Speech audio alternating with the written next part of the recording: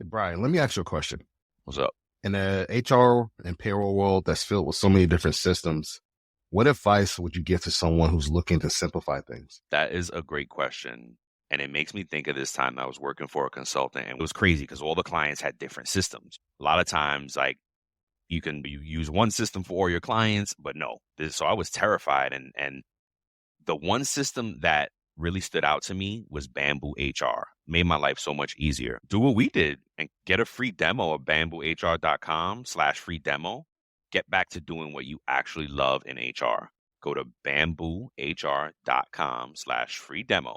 That's bamboohr.com/free demo.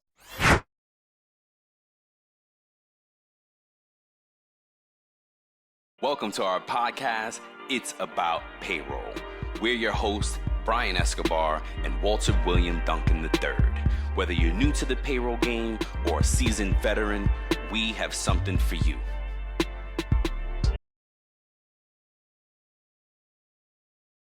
Are you tired of manual employee time tracking and error-prone payroll processes? Discover how TimeTrack Go can revolutionize your payroll and HR departments. Join our upcoming webinar next Tuesday, October 29th at 2 p.m. Eastern Time to learn more about employee tracking for hourly and salary employees, streamlined payroll integration, a powerful mobile app with geofencing capabilities, accurate PTO tracking and time off requests, using an ordinary tablet for an employee time clock, and automatic holiday pay calculation. Again, this webinar is next Tuesday, October 29th at 2 p.m. Eastern Time. The link to register is in our show notes, or you can visit TimeTrack Go on Facebook or LinkedIn to register. Let's go. Welcome back, folks. This is another episode of It's About Payroll. It's about your paycheck. And today we're covering a always classic, fun topic, true payroll crimes. But before we get into it, what's going on, Walt? What's going on, my brother? I'm good. I'm feeling good. I'm motivated and relaxed after a little bit of PTO. Oh, nice. That's dope. Doing good, man. How about you? I'm good. Yeah, grind. So something about grind, pushing through, reading something like, I don't know. You just got to keep grinding. That was the answer. Keep going. Keep, like we say, right? Keep learning, keep growing, keep going. Most importantly, yes, keep going. For real, man. Let go of the rope. Don't let go of the rope. That's a good one. I kind of think, and maybe just think about sharks. But they say sharks have to always stay swimming. Is that true? I wonder though. They don't. They just sleep swimming. I have no idea. You gotta ask somebody who's smart about that. Shark enough. You would think with all the Shark Week stuff that goes on. For a second there, I thought you were going into the song "Baby Shark" or something like that. Baby, oh my gosh, no! Oh gosh, no, bro! Don't start with that. That stuff that song is what they call it, an earworm. It sticks in your head and it's just They killed it. Whoever started that stuff killed it, bro. Yeah, I'm gonna tell myself a little bit here. It's probably the inner kid in me, even though I'm in my 40s now. But a song that stays in my head is from Encanto. We don't talk about Bruno. Which one? Oh, heck yeah. I don't know why. No, so yes. That transcended ages, I think, right? Because adults, it was an earworm. And I think people just use it as, hey, we don't talk about that. I forget it. They killed it with that. Yeah. They killed it with that. Word up. All right, man. So let's get into it with the current events. Let's do it. News updates. So definitely want to send out our condolences and, prayers and best wishes to everyone that was impacted by the recent storms, Hurricane Milton and Hurricane Helene. Definitely want to do what we can. And we encourage you to donate help if possible. Let's do our part to try to make sure that we're doing the best we can for our fellow Americans who are impacted by this and suffered great loss. Yeah, absolutely. Yeah. Good. Yeah, and then I wanted to give an update on the port strike. I'm sure some of you already are aware of this. That strike was supposed to happen, but the people that worked at the port decided to suspend the strike until January 2025 because they didn't want to impact the economy. So good on them for doing that. I And thought they actually struck and strike. I they thought it went did on for a couple of days. a couple Okay. of days, but they decided to suspend it because they didn't want to have any impact for the fellow Americans. Okay. And they wanted to Okay. give themselves some more time to bargain between whenever they suspended it up until January 2025. Okay. All right. Yeah. Shout out to that. And then, hey, the election's coming up. It's as a citizen of America, it's your right to vote. Not telling you what to do, but get out there and vote. Impact the election coming up or whatever if you want to. Look, if you don't ever happy, you don't like anybody, then whatever. But now it's time to I register. feel like I had really years ago. Was it the year Obama was? Maybe right before that. I had advocated. I had done the same thing. Like it was election year. I was like, "Hey, go out there and vote. Go out there and vote." Blah blah blah. And one of my coworkers at the time, this is years ago. I'm like, oh, gosh, 10, 15 years, who knows? And they were like, "I don't vote." I was like, "Then you part of the problem." Went in on them, and it was crazy because another coworker was like, "Yo, I heard you went in on this one." And they felt away. And I was like, Yeah. all right, well, if you're not part of the solution, you're part of the problem. That's the way the math works. You know what I mean? To the extent that it's true, because there's all this speculation. I just heard some news clip that was saying it's not really the popular vote. It's the electoral. It's facts, right? It's not our popular vote. It's the electoral vote that, but if I don't, and then that's the thing, I got to get smart around it because I feel like, but the electoral vote is based on the popular vote, but I don't know. I don't know enough about it. Yeah. So I'm hoping that the vote means something. Even if you don't like the two that are there are always other candidates on there. And either you like one more than the other and you pull the vote away from that right? Or you just vote for somebody else on. Neither one of them gets the vote, but somebody else gets the vote. I don't know, man. Yeah. I don't know. Hey, but you might have all that said, you might have an impact the upcoming election, much to what Brian was saying. So if you decide to do it, go ahead. Now's the time to register. Get out there so you can vote. With that being said, I'll move on to the short article that I had. I wanted to do an honorable mention because this is a true payroll crime story. So I wanted to do an honorable mention for it. Just a quick story out of New Orleans. There was a former payroll manager that worked at a law firm in New Orleans, and she was guilty of wire fraud. From 2017 to 2023, she stole over $2.5 million. What? $2.5 million. And so what she would do is she would submit false electronic payroll authorizations to an out-of-state processing company and basically put it into her account. And so the only reason that she got caught is because she went on vacation and someone had to cover her for her work.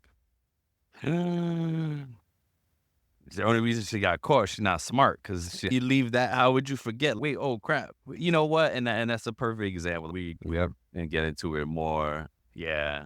Oh man, bro, if you read the story, man, she said that she started, she went big from the first time. She started taking over $10,000 per check. Dang. Yeah, and then later increased the amount through the pandemic. Wow. Yeah. Yeah, because you said 2.5 million. See, and that's the thing. I always get so curious on the follow up. Did she get indicted? Is she doing time? Did she get convicted? She pled guilty. She was just sentenced. I could not find what the sentence was. She was just sentenced in September this year. And she said the maximum sentence is up to 20 years in prison. She ain't getting the 20 years. But she was ordered to pay it all back in restitution. Yeah. I don't think the what is it? The punishment is enough in these cases. We've seen some with 18 months, 2 years, because it's a non-violent crime. And then you figure, folks, by no means am I encouraging this behavior. Yeah. By no means you will get caught. No, like you can't be like, oh, Brian said you can get away with this and there's no problem. No, I'm just pointing out our new podcast. It's how to get away. Yes. Yours. No doubt.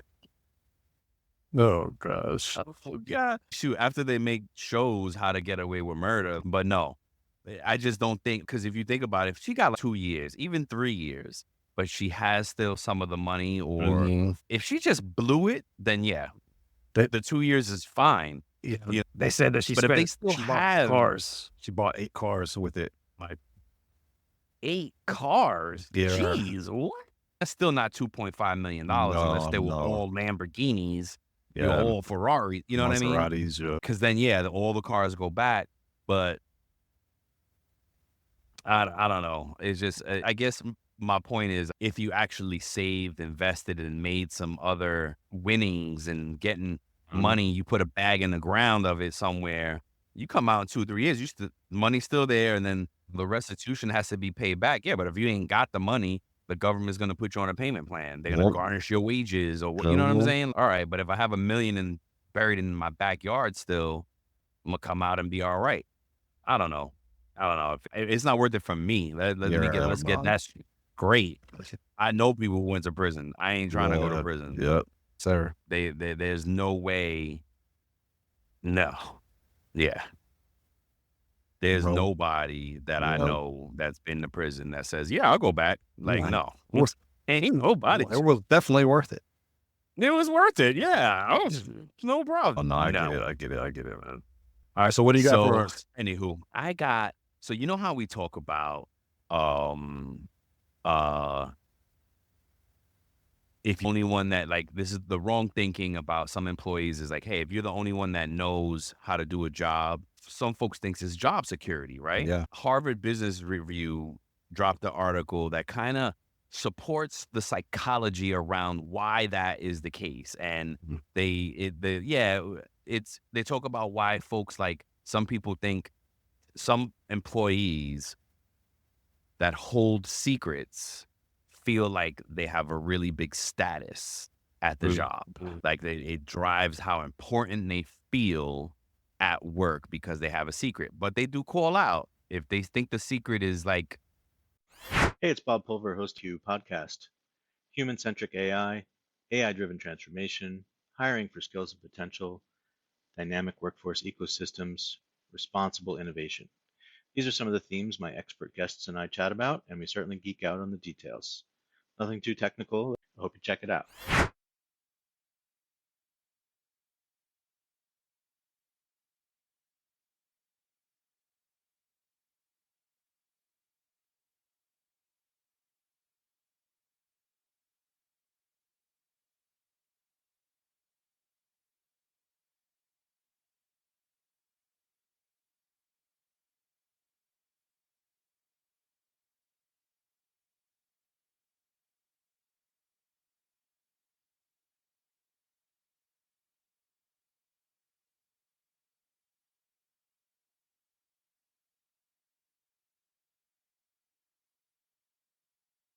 BS, then it's the opposite feeling.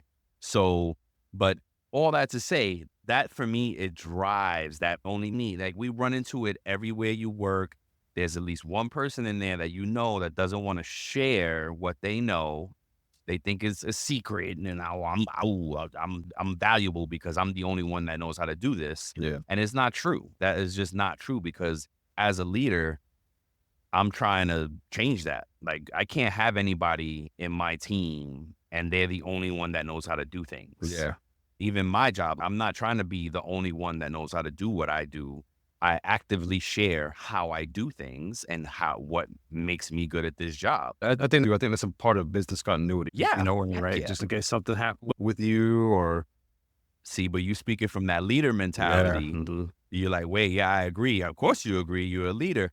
But some frontline workers don't always feel that way because they feel like Mm. job security. And people even throw it around as a joke. And I'm like, it's, I don't think I laugh at all when they have, I'm like, ugh. But yeah, so anyway, the article just supports like that psychology around why secrets drive the way employees feel about Mm. things. And if you got a good secret that is, I'm important, I'm holding these secrets. That's interesting. Yeah, exactly. For those of us in payroll HR, look, I guess there's a lot of jobs that it's just, it's par for the course. It's normal. Mm-hmm. You should be, if you're in a trusted situation, you should be trusted. It's not something special. Yeah. You should be able to be trusted in your whole world. Yeah. Like in your whole life, people should be able to trust you.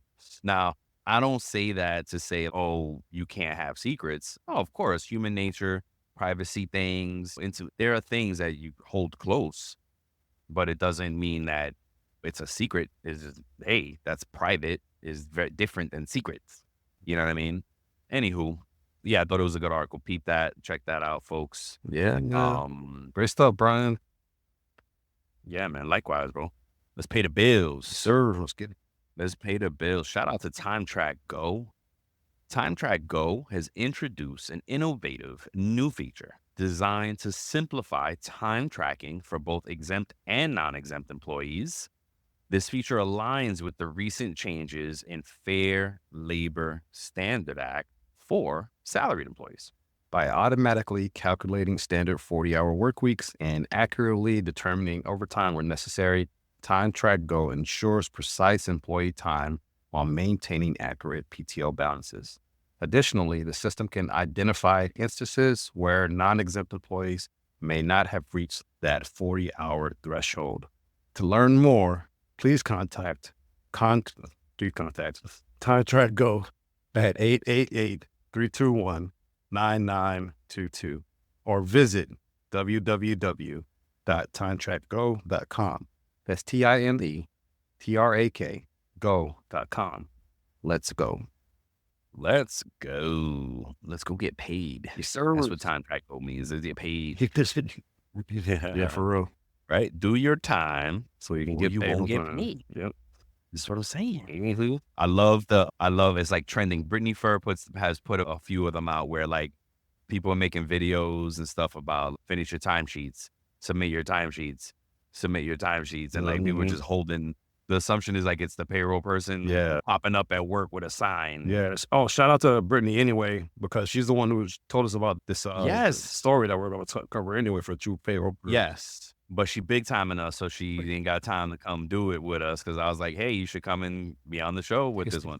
But yes, Brittany, we're covering it. We didn't get the investigative part in, but you know, our PI is on vacation. Yes. All right. So Walt is gonna share with us some of these main points from this true crime. Yeah, I'm gonna cover some key takeaways for the employees that may be thinking about this. And look, it's a real thing. Temptation is real. When you're right. It's a very real thing. You're absolutely right. And it happens in different arenas and happens in different phases of life.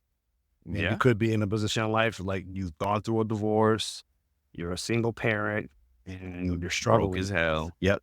And look, this article that we're talking about it involves a former employee who was a general manager at Wendy's in Lancaster County, Pennsylvania. She was charged with wage theft by creating ghost employees. She created a good old ghost employee and stole nearly $20,000 over the course of the year. The ghost employee was named William Bright, who was an actual person, believe it or not. Oh. Somebody, yes, when you read the article, it was somebody that she actually knew, but he wasn't involved in it. He had apparently he's saying that he had no knowledge of it. This former employee at Wendy's, Linda Johnson, she was responsible for the payroll and logged the time for 128 shifts that were never worked for this ghost employee. The wages totaled a little under $20,000, so $19,898, and were deposited directly into her Cash App account. After suspicions from other employees led to an investigation, Johnson admitted to the scheme, claiming she had used the stolen money to take care of her children. It wasn't a lot of money either, bro. You think about it. Think about it. The only reason why I say that is over time. Did they give the time frame on? It was over the course of a year. It was, like I said, over the course of a year. Think about that. $20,000 over a year is like another part-time paycheck, basically. Yeah. I'm not condoning Mhm. the action, but 20,000 all at one time is a little bit more desirable. Where I would tend to believe her. She had kids to take care of, and it does not justify the theft. So the time frame was saying, from June 2021 to May 2022. what did you say in your research? 18 months. 18 months. 18 months, man. 18 months. So basically, folks, Walt discovered, and while we do all these true crime stuff, right? Mhm. That's like the average that these cases go undiscovered, Mhm. where it could go as long as 18 months. I think we've found stuff that's gone longer. Yeah. But One- you're talking about averages. The one I mentioned earlier was from 2017 till 2023. Oh, she got 2.5 million. Yeah. She was doing it right. You're gonna do it. If you're gonna do something wrong, you might as well do it right. Yeah. But I'm sorry for this person, Linda Johnson, for this. Because so did they talk about like conviction or anything like that, about how much time she got? No, I didn't see that yet. I know that she's due to be sentenced. I know she was charged in 2023. She turned herself in August of 2023 as well. And she was released on bail for $2,500 unsecured bail. So I think she's still waiting to be sentenced, possibly. If not, I'll give an update if I can find out more. Look, it was wrong. She should have to pay her dues, but she didn't get rich off this. Like, she didn't. It wasn't life-changing money. Well, you know for her, it was. Otherwise, life-changing. Sure. Yep. Agreed. Yeah. Yeah. You know what I'm saying? Yeah. And look, so in my head of somebody that was trusted, and what did we find? What did we find out? That some of the CFOs, some of those high-ranking officials in leadership that do this a lot of times. It's a payroll manager. It's this. Well, yeah. Or a payroll person that is unsupervised. Yes. If you're not checking your payroll person, and ghost employee, for those who don't know, is it just as it implies, it's an employee that's a ghost. It doesn't exist, not a real person.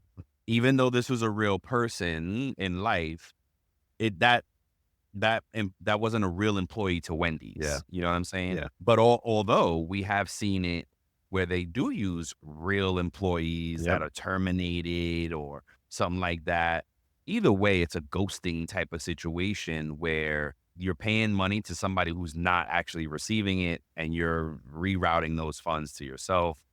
And that's what the whole ghost thing is. It's just not a real employee or not an active employee for more of a solid definition. Yeah. Yeah, folks. Look, I think, I think when I see these cases, all these things come into my head, like, all right, money's tight these days. Like, things are going so expensive, blah, blah, blah, blah. I feel like she could have probably made more on a side hustle and not ruined her life. Sometimes the easiest thing seems like the best solution instead of the hard thing, right? Like in that case, it was probably easy for her to do. Hey, I don't have any oversight here.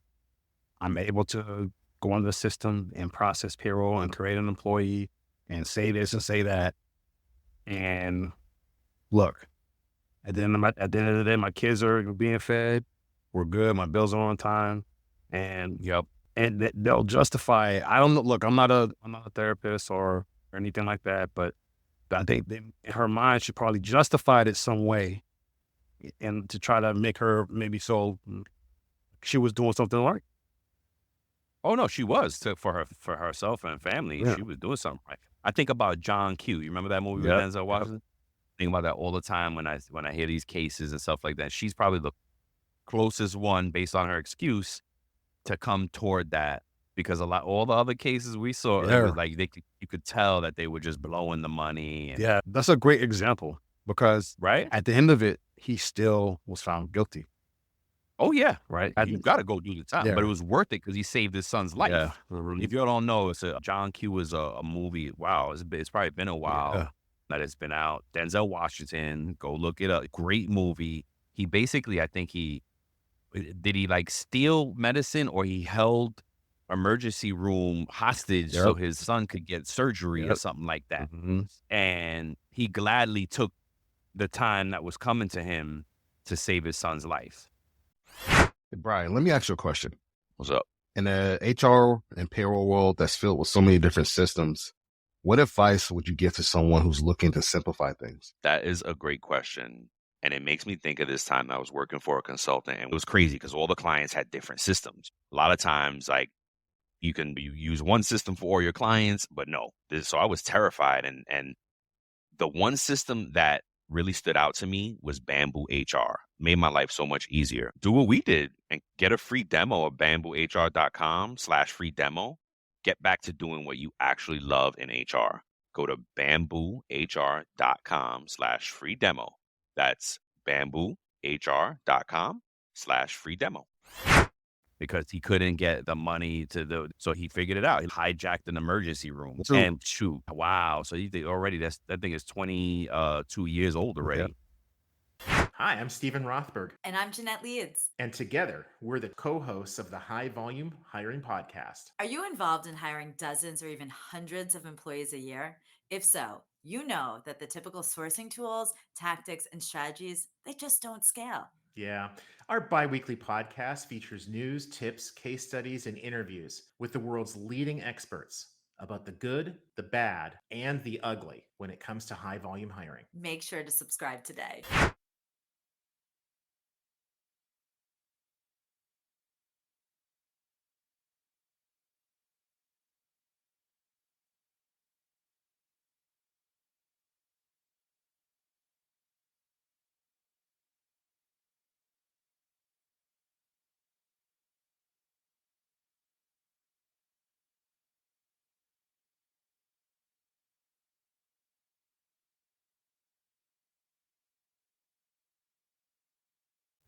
Dang, good gosh.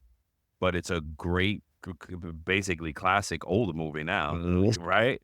Great flick. Go check it out if you haven't seen it. Yeah. And it's just basically that, like somebody who did something, a good person that did something wrong for the right reasons, and he took the time. Yeah, look, and you may be in a position as an employee, no matter what industry you're in, you may be in a position where you had the opportunity to do it and you're thinking about it. You need to really think about the consequences, because to Brian's point, yes, she claimed that she did it she took the money to take care of her kids.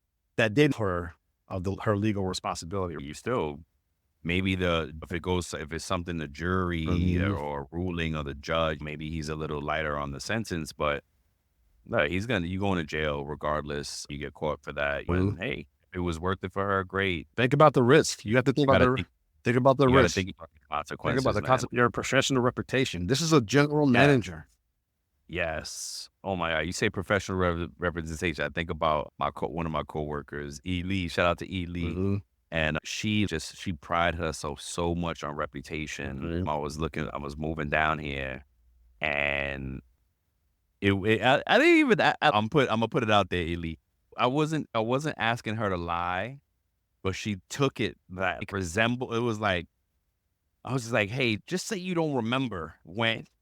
I was trying to get this job, bro. I was trying to move down to Florida. And it was so long ago again. I was just like, hey, just say you don't remember, girl. And she's like, what? She gave me this whole speech beyond reproach. And then I was like, yes, I know, but I wasn't even asking about all that. But so just when I hear professional reputation, I always think about Erica Lee. Yeah. And just the example that she set for me in my career about that. Just big sis, like just putting it down for me. And that thing we created. What's that thing we said? You are your brand. That's right. So yeah, people are going to associate that with you now because of the choices that this person made. Exactly. It's not her new brand. Hard for her to work. Yeah, it'd be hard and that was thinking about is, wait a minute, man, how are you going to work later? You're doing this for the now. But if you get caught now, are your kids now in a worse situation because you got to go do time somewhere? You got to eat. It's going to be hard for you to get a job. Anything in a trusted value as far as work is concerned, you're not going to be able to get it. I don't know, folks. I think folks just are not thinking of the consequences. And yeah, look, I'm telling you, you talk to more criminals than not, and they tell you it's not worth it. Yeah. If there's somebody out there that says there's probably some mental wellness issues with them. You know what I mean? There's nobody of their right mind that continues on that criminal route after they've felt some consequences from it. There's just nobody that I've met, and I've been in, and not as a resident, but I've been in prisons and I've Agreed. talked to people. Agreed. And one dude was like, "Oh, I do not want to come back here no more." And guess what? You know what I have to do to stay out of here? Not do crimes. Yep. Yeah. That's it. And sometimes that is doing the hard thing. And look, when you have to feed your family, sometimes doing the hard thing is like having a second job. Yep. Is working double shifts. There's lots of parents that are doing that right now. Decided to Get do on the TikTok. Yeah. Look at that. We just saw a post, and it was like somebody in your family needs to be pursuing TikTok Yeah. or social media. It's not guaranteed, but that's why I said somebody needs to be pursuing it, because you never know what you can spark and boom. There's so many people, one-hit wonders that leverage things and take it. We got some takeaways. Yeah. Once you get. You want me to go first? Yeah. I talked about the stuff for the employees about. Did you? Representation. Oh, look at you. Look at you working it in all smooth. So you talk about their what you. Yes, some takeaways for the employers, the managers, and the owners of things. And then this could stretch to payrollers as well, depending on how much influence you have in your job, how much you want to help in your job. I think it's a great opportunity for payrollers to learn from these things. And even just not payrollers, folks. If you're someone at a job where you can lend insight on things, if you're in HR, if you're a manager, if you're in operations, like almost anybody could go tell somebody, "Hey, I heard this podcast. It's about your paycheck, and they said these things happen. So how about we get strict on our stores and implement these things so that we can catch this stuff?" Yeah. You could literally be anybody at a job, and if it's applicable, make the recommendation. People love, you're going to save me some money. You're going to save again. Hey, now we're talking, right? Because again, if y'all haven't picked it up yet, Walt and I have been successful in our careers because we do things that help our companies grow or save money. And even if it's incremental, it could be little. Those little things build up. And hey, maybe I didn't sell a deal that made $1 billion, but I did something in payroll that saved $1,000. And if I do that every payroll, guess what? Saving significant money. You know what I mean? Yes, sir.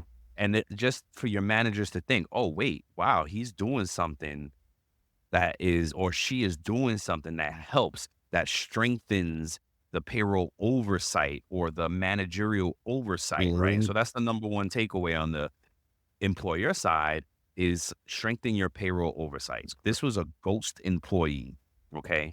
So employees should implement little stringent controls over the payroll process. That should be, first of all, me and Walt teach that literally. We literally teach this to payrollers, is you have to have oversight. You have to have audits, right? Controls in place.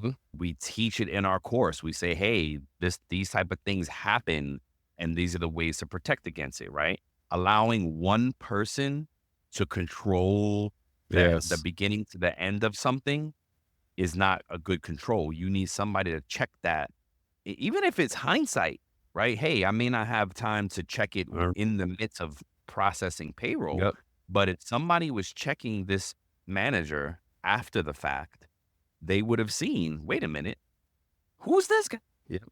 Where's William at? I've never seen William Bright up in here. Bright light. So they would have seen no light, and they would have figured it out, right? So that type of one person over it all creates a big vulnerability for payroll. Yeah, absolutely. Okay. Man. Regular reviews, multiple approval steps. And especially now with systems, one of the big questions that we get when we teach is, how does a payroll system help? And payroll system helps because you can build in workflow, you can build in controls, you have robust reporting that allows you to analyze this data. Sometimes a really good system has the dashboard for you already and is calling out the things. And as AI continues to grow, I imagine these systems are going to start catching a lot of this stuff for us. You can have those processes in place. And just start reporting it up. But guess what? If you have only one person in the system that knows the whole system and nobody else knows it, as I was saying earlier, The secret, Y- not good. You remember that story that we did? It was one of the true Payroll Which fraud one? stories where a person in California or something like that was the only person with the access, Yes. the login credentials. Yes. And I think they reset them or what it is something until like the city was locked down. They couldn't do anything for a little while because this one person was the only person who could actually I do hear it. that. I hear that story now in technology cases still. Mhm. This person had the only login, they left, they're gone. And I've heard that time and time again. Use of technology, as we're talking about paywords and passwords and this stuff, right? Use of technology, you got to make sure you have redundancies, right? Because employers can leverage automated payroll systems that flag suspicious activity, such as excessive shifts. That's a time and attendance system. Use a good time and attendance system. Shout out to TimeTrack Go. We'll check them out. If you don't have a time and attendance system, go look up TimeTrack Go. Go get it. Employee reporting channels.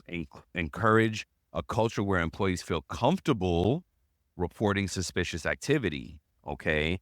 You gotta anonymous, make them feel comfortable doing it, right? In this case, employees will raise the concerns for you. That's an awesome thing, right? Radical transparency. If employees feel like, look, you stealing, that takes away from what I can grow from. No, you can't do that. Comprehensive audits is another one. We talk about this in our courses ad nauseum because these are the things that help you catch this stuff. Have good audits. And then 5, the last one is insurance and recovery. Employers should have fraud insurance in place to protect against losses. In this case, the restaurant's insurance covered nearly $16,000 of the stolen amount, reducing the final impact on the business. That's good. That was great. Yeah, that's a great. It reduced the loss because I'm sure there's a premium even there. Yeah, I got insurance. I lost $20,000. I got $1,000 deductible. Yeah. Okay, 16,000 was what I get back. Okay, hey, that works, right? Because it's helpful, and that's what it's out there for. Build the safeguards, folks. If you're an employer out there, you may say, or a manager. Again, if anybody with influence or that somebody's listening, build in these safeguards and help them minimize that risk. Yes. Because it could add up a lot of money, man. Yeah. So because think about it, if you're a payroll manager and you have a team of people that process payroll for you, but you process the corporate payroll, you should have at least, in my opinion, there should at least be one person on your team that you trust enough, just in case you're out on vacation, that they can process the corporate payroll in your stead, right? Yeah, so like, absolutely, that's an example of you not operating in a silo. Because me, if I operate in a silo, I'm the only one processing the corporate payroll. I'm the only one with access to do that, to run reports and stuff like that. That may bring a situation up where that temptation comes into place. And God forbid, the situations in my life, there are prevailing situations in my life where I might decide to do that because I need the money to do that, because the bills are piling up and hey, mortgage is behind, stuff that we're struggling. Like you said earlier, of us are experiencing hard times. What is that stat? Like 50%, 60% of Americans live paycheck to paycheck? 70% is 70% of Americans 70% live paycheck to paycheck. So think about it. Well, and that's exactly. So it's a perfect segue into the safe talk. In your opinion, was the failure on multiple levels, since this situation wasn't prevented from the beginning, especially since an external audit found the issue? Oh, that was the case with this? Yes. Oh, so employees may have raised a concern, but this went on for a year, and so the employees raised a concern about it eventually, but they should have already had an audit in place regularly to catch this. Yeah. Like at least quarterly. Yeah. But yeah, if you're not doing it every paycheck. But think about it though. We're in the mix there. So it's okay. If they go up to, because a Wendy's it might not be standalone, even if it is, right? That if the new hire reporting is going from the general manager up the ladder to someone else, they don't know who's in the Wendy's. They're like, all right, great, new hires, boom. And they file the report. It's automated, right? It's some of them systems is automated. And look, she used somebody that she knew. So maybe she had access to his social input. So maybe when that he verifies stuff. Right. It's a legitimate person. So it's a legitimate person. So E-Verify would have validated. Right. How else? I guess to roll back to the question, do you feel like there were multiple failures on the different levels, HR, payroll, since it wasn't prevented? I don't know. I think that I'm thinking through, right? Because I'm in this loop. Like we're both in this loop. I mean, think through it. Like with the amount of data that we process through. Look, but for me, a company, now I understand that not all franchises, especially in the case with Wendy's, maybe they all don't process payroll through the same like that. So it would be easy for me to say, oh, they should have a quality control person to check on that stuff. But that may not be the case. You know what I'm saying? So it could, yeah. I mean, because the way it works is it could be the owner owns one or they can own 100. Yeah. Yep. But we don't know. And right. Believe me, I do think of ways to try to prevent this stuff and catch it. So clearly there was a failure somewhere. But the audit, hey, the third-party audit caught it. Those auditors look great now. Yeah, and they were insured. So they covered, the insurance company covered the majority of that money. So 2,000 of 20,000 was covered. Recovered. So the person's going to go, you're going to have, you fired the person. They're going to have some legal impact. I think it's solved. For me, case closed, solved. And as far as that franchise owner, maybe you increase that audit to twice a year. Something. Whatever audit caught it, twice a year. I do an audit that's fairly simple, and it's checking direct deposit accounts. So I'll run a report and see how many duplicates I have, if any, on direct deposit accounts. Now, that's not to say, hey, and by the way, folks, we're running over here and we're talking more payroll stuff here. Feel free to drop anytime, but this is interesting stuff. The audit, that's not to say that you can't have duplicates, because I have run in situations where I have a man and a wife, or a spousal couple, a partnership, even parental parents and children that share direct deposit accounts. And look, in this case, she was having the funds direct deposited into a Cash App. A Cash App. Direct deposit. Yeah, but still, there's this, which they probably can pull the info for and look it up somehow. I would love to see how they actually caught this, because there's probably another way that I'm not even thinking of on the employee standpoint. So that's one of the ways I catch it. Another way that I not catch it, but encourage a check is if I onboard like a new manager at Endeavor, new school leader would come on, and I would encourage to see everybody. I would say, hey, here's how you pull your roster. Please make sure that you put a face with all these names. Validate who these people are. And you know who your team is. And they were small enough that it was an easy task, because of course. And everybody was super professional, and absolutely, no, without doubt. But it was just something to do. That's another way. And you could warn, and that's a way you're warning the manager as well, because if they were fraudulent, that kind of let you know, oh, shoot, Ryan talking about, I need to see all these faces. That means he's looking at this already.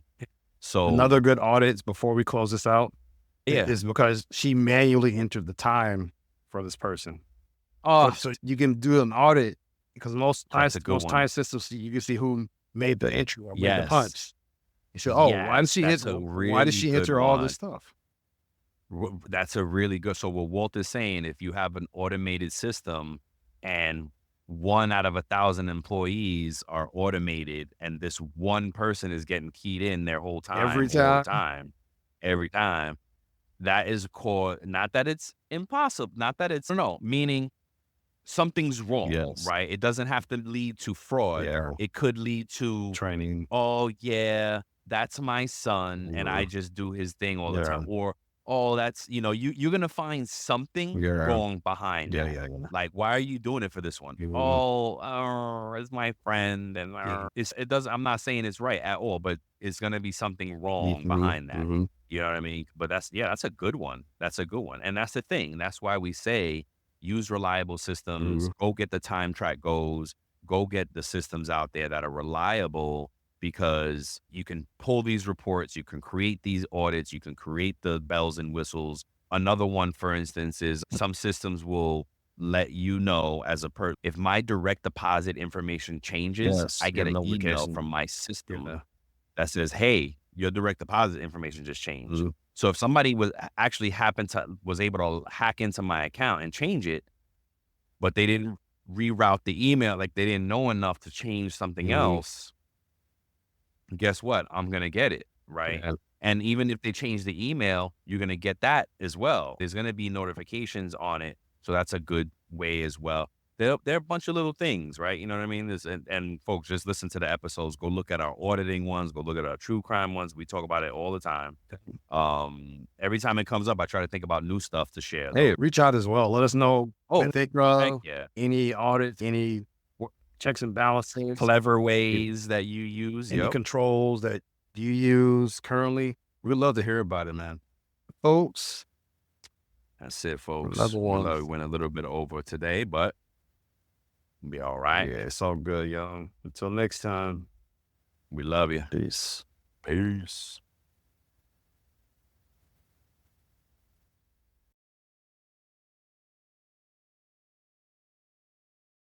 Before we sign off, here are a couple quick things. Don't forget to follow It's About Payroll on LinkedIn and It's About Your Paycheck on Facebook and TikTok. Thank you for being part of our payroll community, and thank you for being a part of this journey with us. Until the next time, keep learning, keep growing, and most importantly, keep going. This episode is brought to you by Paramount Plus. Gladiator 2 is now streaming on Paramount Plus. Rated R. Years after the death of Maximus, Lucius is forced into the Colosseum after his home is conquered by tyrannical twin Roman emperors. With the future of the empire at stake, he must find strength and honor to return the glory of Rome to its people. Gladiator 2, now streaming on ParamountPlus.com.